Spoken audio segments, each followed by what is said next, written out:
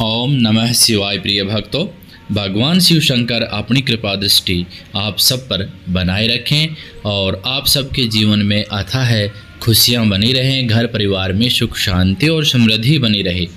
तो इसी के साथ में आज की वीडियो में हम बात करेंगे कि हिमालय के स्थावर जंगम द्विविध स्वरूप एवं दिव्यत्व का वर्णन, मैना के साथ उनका विवाह तथा मैना आदि को पूर्व जन्म में प्राप्त हुए सनकादि के शाप एवं वरदान के बारे में।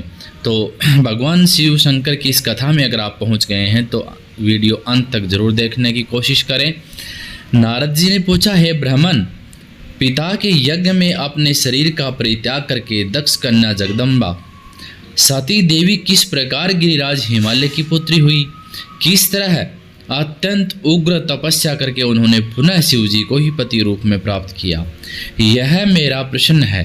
आप इस पर भली भांति और विशेष रूप से प्रकाश डालिए। ब्रह्मा जी ने कहा, हे मुनि नारद, तुम पहले पार्वती की माता के जन्म, विवाह और अन्य भक्ति वर्धक पावन चित्र सुनो। हे मुनिश्रेष्ठ, उत्तर दिशा में पर्वतों के राजा हिमवान नामक महान पर्वत है जो महातेजस्वी और समृद्धिशाली है। उनके दो रूप प्रसिद्ध हैं, एक स्थावर और दूसरा जंगम। मैं संक्षेप में उनके सूक्ष्म स्थावर स्वरूप का वर्णन करता हूँ।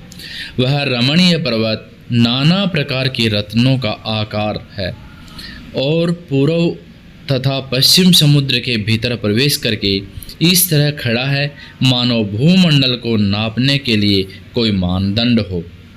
वह नाना प्रकार के वृक्षों से व्याप्त है और अनेक शिखरों के कारण विचित्र शोभा से संपन्न दिखाई देता है। सिंह, व्याघ्र आदि पशु सदा सुखपूर्वक उनका सेवन करते हैं। हिम का तो वह भंडार ही है, इसलिए अत्यंत उग्र जान पड़ता है। भांति भांति की आश्चर्यजनक दृश्यों से उसकी विचित्र शोभा होती है। देवता, ऋषि, सिद्ध और मुनि सब पर्वत का आश्रय लेकर रहते हैं। भगवान शिव को वह बहुत ही प्रिय है, तपस्या करने का स्थान है, स्वरूप है। वह अत्यंत पवित्र और महान आत्माओं की पावन करने वाला भी है। तपस्या में वह अत्यंत शीघ्र सिद्धि प्रदान करता है, अनेक प्रकार के धातुओं की खान और शुभ है। वहीं दिव्य शरीर धारण करके सर्वांग सुंदर रमणीक देवताओं के रूप में भी स्थित है। भगवान विष्णु का अविकृत अंश है, इसलिए वह शैलराज साधु संतों का अधिक प्रिय है। एक समय गिरिवर हिमवान ने अपनी कुल परंपरा की स्थिति और धर्म की वृद्धि के लिए देवताओं तथा पितरों के हित करने की अभिलाषा से अपना विवाह करने की इच्छा की। हे मुनीश्वर, उस अवसर पर संपूर्ण देवता अपने स्वार्थ का विचार करके दिव्य पितरों के पास आकर उनसे प्रसन्नतापूर्वक बोले। देवताओं ने कहा, हे पितरों, आप सब लोग प्रसन्नचित्त होकर हमारी बात सुने और यदि देवताओं का कार्य सिद्ध कराना आपको भी अभिष्ट हो तो शीघ्र वैसा ही करें। आपकी ज्येष्ठ पुत्री जो मैना नाम से प्रसिद्ध है वह मंगल रूपिणी है। उसका विवाह आप लोग अत्यंत प्रसन्नतापूर्वक हिमवान पर्वत से कर दें। ऐसा करने पर आप सब लोगों को सर्वथा महान लाभ होगा और देवताओं के दुखों का निवारण भी पग पग पर होता रहेगा। देवताओं की यह बात सुनकर पितरों में परस्पर विचार करके स्वीकृति दे दी और अपनी पुत्री मैना का विधि पूर्वक हिमवान के हाथों में दे दिया। उस परम मंगलमय विवाह में बड़ा उत्सव मनाया गया। हे मुनीश्वर नारद, मैना के साथ हिमालय के शुभ विवाह का यह सुखद प्रसंग मैंने तुमसे प्रसन्नतापूर्वक कहा है। अब और क्या सुनना चाहते हो? तो नारद जी ने पूछा, हे विधे, हे विद्वान, अब आदरपूर्वक मेरे सामने सेना की उत्पत्ति का वर्णन कीजिए। उसे किस प्रकार श्राप प्राप्त हुआ, यह कहिए कि मेरे संदेह का निवारण कीजिए। ब्रह्मा जी बोले, हे मुनि, मैंने अपने दक्ष नामक जिस पुत्र की पहले चर्चा की है उसके 60 कन्याएं हुई हैं जो सृष्टि की उत्पत्ति के कारण बनी। हे नारद, दक्ष ने कश्यप आदि श्रेष्ठ मुनियों के साथ उनका विवाह किया था। यह सब वृत्तांत में तुम्हें विदित है। अब प्रस्तुत विषय को सुनो। उन कन्याओं में से एक स्वधा नाम की कन्या थी जिसका विवाह उन्होंने पितरों के साथ किया। स्वधा की 3 पुत्रियां थीं जो सौभाग्य, शालिनी तथा धर्म की मूर्ति थी। उनमें से ज्येष्ठ पुत्री का नाम मैना था।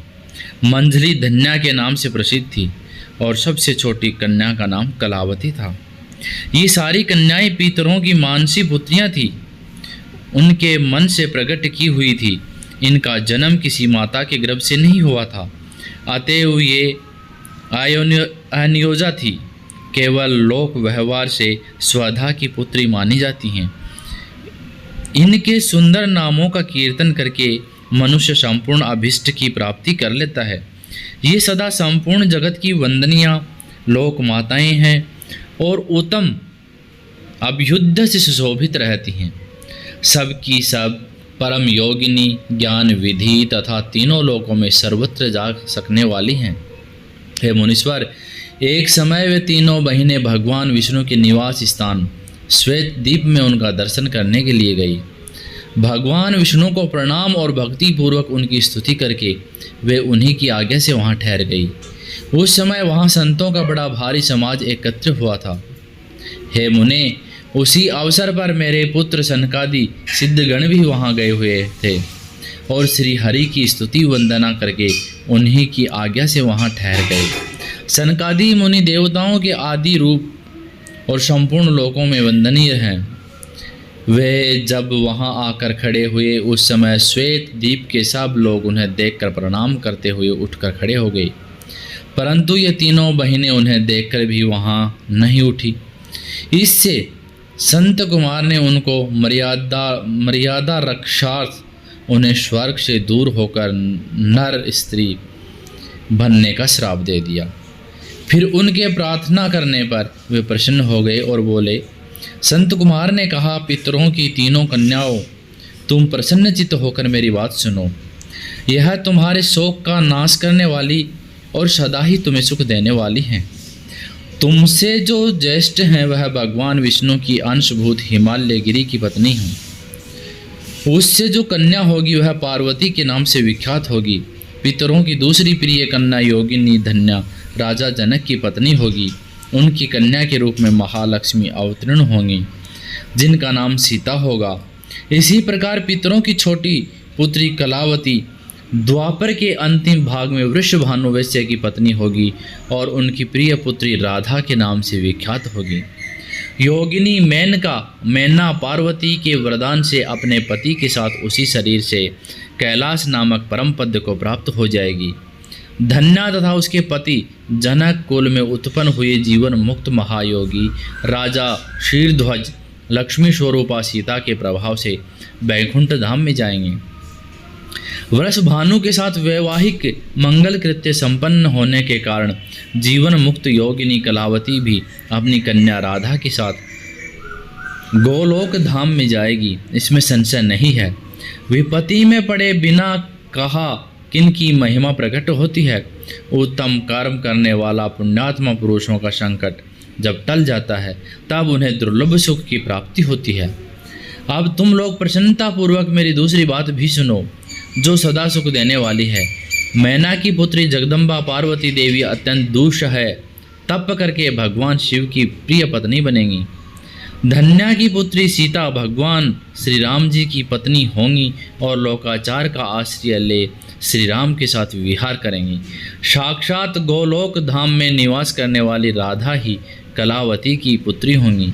वे गुप्त स्नेह में बंधकर श्री कृष्ण की प्रियतमा बनेंगी। ब्रह्मा जी ने कहा, हे नारद, इस प्रकार शाप के व्याज से दुर्लभ वरदान देकर सबके द्वारा प्रसन्नचित भगवान संत कुमार मुनि भाइयों सहित वहाँ अंतर्धान हो गए। हे तात, पितरों की मानसी पुत्री वे तीनों बहिनें इस प्रकार शाप मुक्त हो सुख पाकर तुरंत अपने घर को चली गई। नारद जी बोले, हे महामते, आपने मैना की पूर्व जन्म की यह शुभ एवं अद्भुत कथा कही है।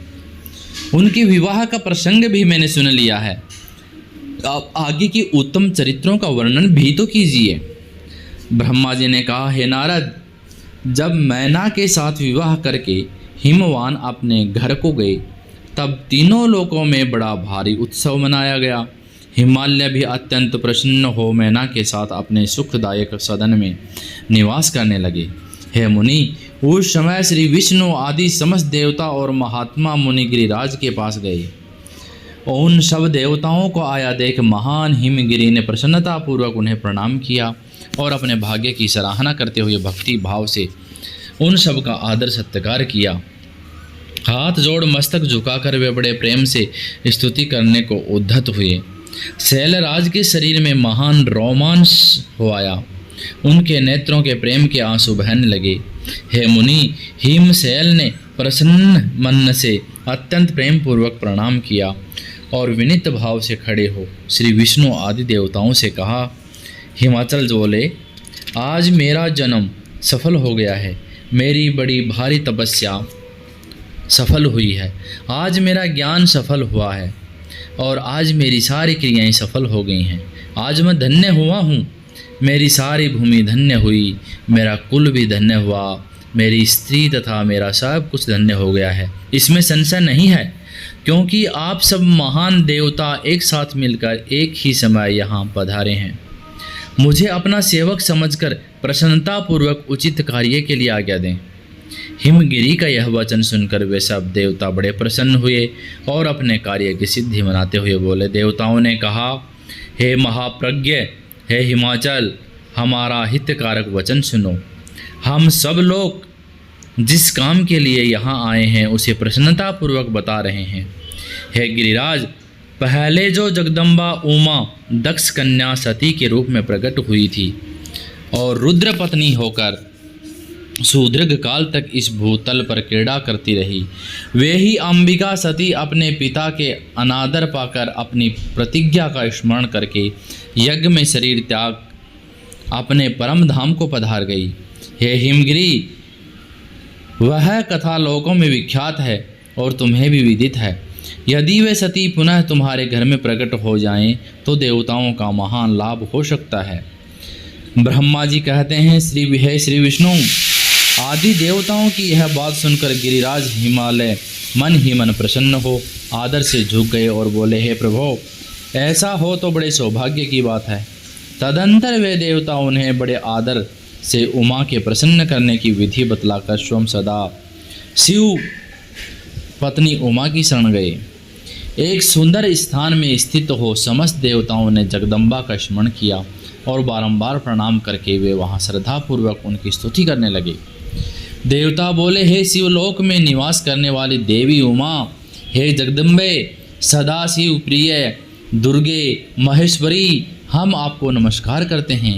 आप पावन शांत स्वरूप श्री शक्ति हैं, परम पावन पृष्टि हैं, अव्यक्त प्रकृति और महत्व ये आपके ही रूप हैं। हम भक्ति पूर्वक आपको नमस्कार करते हैं। आप कल्याणमयी शिवा हैं, आपके हाथ भी कल्याणकारी हैं। आप शुद्ध, स्थूल, सूक्ष्म और सबका परम आश्रय हैं। अंतर्विद्या और सुविधा से अत्यंत प्रसन्न रहने वाली आप देवी को हम प्रणाम करते हैं। आप श्रद्धा हैं, आप धृति हैं, आप श्री हैं और आप ही सब में विख्यात रहने वाली देवी हैं। आप ही सूर्य की किरणें हैं और आप ही अपने प्रपंचकों को प्रकाशित करने वाली हैं।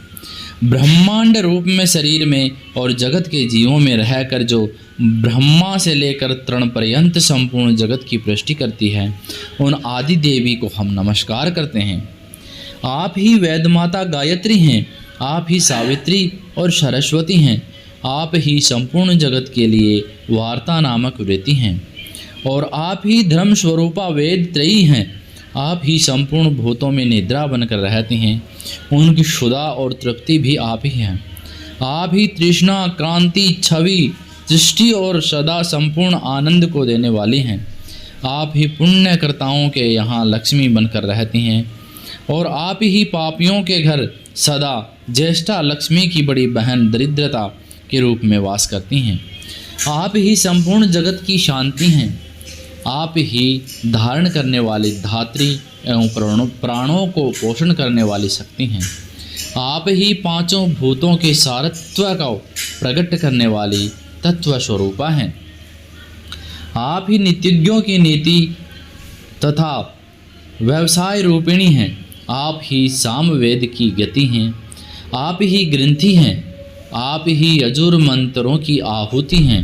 ऋग्वेद की मात्रा तथा अथर्ववेद की परम गति भी आप ही हैं, जो प्राणियों के नाक, कान, नेत्र, मुख, भुजा, वक्ष स्थल और हृदय में धरती रूप से स्थित हो, सदा ही उनके लिए सुख का विस्तार करती हैं, जो निद्रा के रूप में संसार के लोगों को अत्यंत सुभग प्रतीत होती हैं। वे देवी उमा जगत की स्थिति एवं पालन के लिए हम सब पर प्रसन्न हों। इस प्रकार जगत जननी सती साध्वी महेश्वरी उमा की स्तुति करके अपने हृदय में विशुद्ध प्रेम लिए वे सब देवता उनके दर्शन की इच्छा से वहाँ आकर के खड़े हो गए। प्रिय भक्तों, यहाँ तक की कथा आपको कैसी लगी? आगे आने वाले वीडियो में हम बात करेंगे माता उमा देवी का दिव्य रूप से देवताओं को दर्शन देना, देवताओं को उनसे अपना अभिप्राय निवेदन करना और देवी का अवतार लेने की बात बताना, स्वीकार करना और देवताओं को आश्वासन देना कि किस प्रकार से क्या होने वाला है। तो दोस्तों, अगर आपने अभी तक कमेंट बॉक्स में ओम नमः शिवाय नहीं लिखा है तो मेहरबानी करके भगवान शिव के चरणों में अपनी हाजिरी लगाने के लिए कमेंट बॉक्स में ओम नमः शिवाय ज़रूर लिख दें और हमारे वीडियो को लाइक करें, जिससे हमारे द्वारा अपने सनातन धर्म की जानकारी, भगवान शिव शंकर की जीवन से संबंधित सभी वृत्तांत, माँ पार्वती के बारे में वो सब कथाएं सभी सनातन प्रेमियों के पास पहुंच सकें। धन्यवाद दोस्तों।